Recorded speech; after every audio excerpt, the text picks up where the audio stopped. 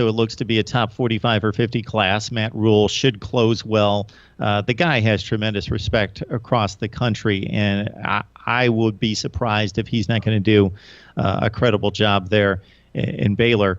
Looking at the broad view of the Big 12 and how it stacks up with 2 weeks until National Signing Day, and any thoughts about where some of the hot prospects are going to Big 12 schools?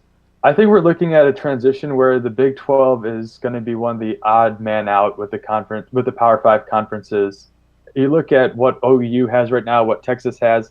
Neither have 5-star recruits, or at least players that are unanimously chosen as 5 stars. Right now, OU leads the way with 14 or 17 4-star recruits, and then the drop-off to Texas is 5 right now. Of course, a lot of that can change down the road, and we could see OU and Texas both get a few 5 stars. Texas is looking at one of the top defensive ends and also one of the best defensive tackles in the nation. Both are leaning towards Texas right now, but we can't say for sure that they're going to be going. And to see Texas, especially with Tom Herman being there without being not able to get a 5-star recruit right now, is a little bit concerning. All right, Sean Cordy joining us from Pick'em 365. The Big 12 with all sorts of did I screw up the name of that?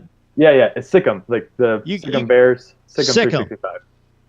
I thought I did. I thought something wasn't quite right there. You can always cut me off, Sean. Sick'em 365. Our friend Sean Cordy, join him there at Sick'em 365. So one last thing, I always love to get the conference take from you and a number of other people. So the Big 12 loses all the major marquee games that were set up for this conference in the non-conference schedule. Oklahoma, Ohio State, the Houston loss to open up play. Really, probably the best win out of the conference was West Virginia over BYU. Off the top of my head, they beat Mizzou, the worst team in the SEC. So it didn't look good for the Big 12 out of the gate. They were marked out of the college football race to a certain extent by many.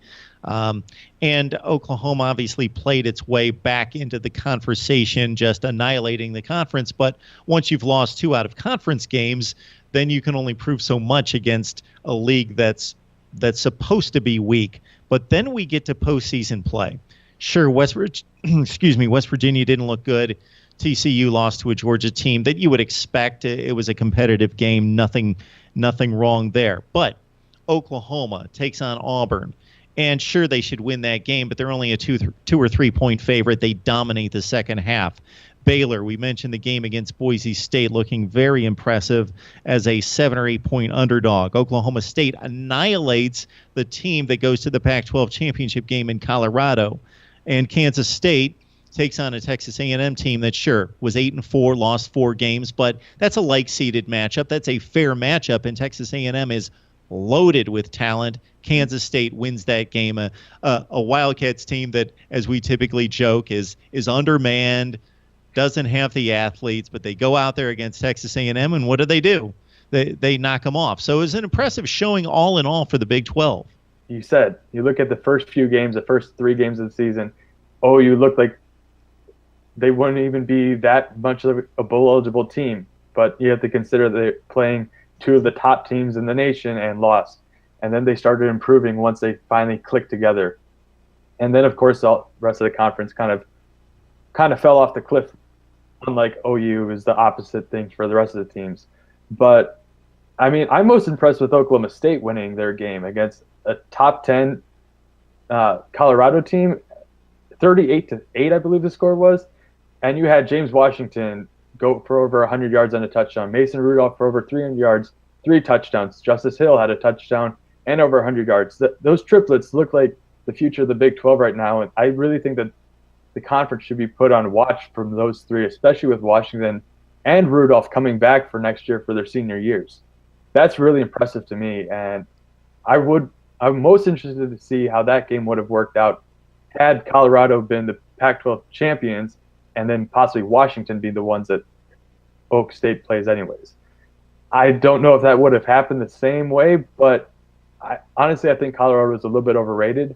But to see them knock them off as high as a rating they were, I think that puts the Big 12 up on a little bit of a pedestal. Well, based on what Colorado accomplished this year, they played Michigan close. They obviously earned their way to the Pac-12 championship game. That had nothing to do with anybody rating them. I totally agree with you that they were not ready for that game, certainly, and they proved in the last couple of games of the season. Maybe they overachieved for a long period of the season, but certainly they earned the spot in the bowl game. But that was not a game. That was one of the bigger routes, regardless of what the score was. Colorado scored when it was completely meaningless. Oklahoma State was just physically dominant in that game along the line of scrimmage, something that you can't say for a Cowboys team against a number of upper echelon teams in recent years. And then they were just too fast, their wide receivers too much to handle against a Colorado secondary that was supposed to be first rate. It was an impressive performance. And again, West Virginia, I would say, would be the only disappointment. A 10-2 team taking on an ACC squad in Miami that was 8-4 and really being I don't want to say manhandled. It wasn't an annihilation, but they were clearly outplayed against Miami. But the rest of the conference definitely acquitted itself in fine fashion. And also more on Oak State, though. I mean, you're talking about a team that could have made it to the playoffs had they taken down and won in Bedlam. That was a little bit of a disappointment for them. But their only other loss coming to that Central Michigan game, we really wonder what would have happened if that last second play wouldn't have happened. And that might have changed the way that the whole conference would have looked. I mean, they might have played a little bit differently than they went on the field to play against Oklahoma. And that, to me, is even more interesting than what happened against what you could say would happen against Washington and Colorado. Sean Cordy joining us from Sikkim 365. Join him there covering the Big 12, correct? Yeah, I do a little bit of everything, but mostly it's since the Baylor site, I handle that for the most part. All right, Sean, it's been a while. Appreciate you coming on. No problem, Mark. Okay, talk later.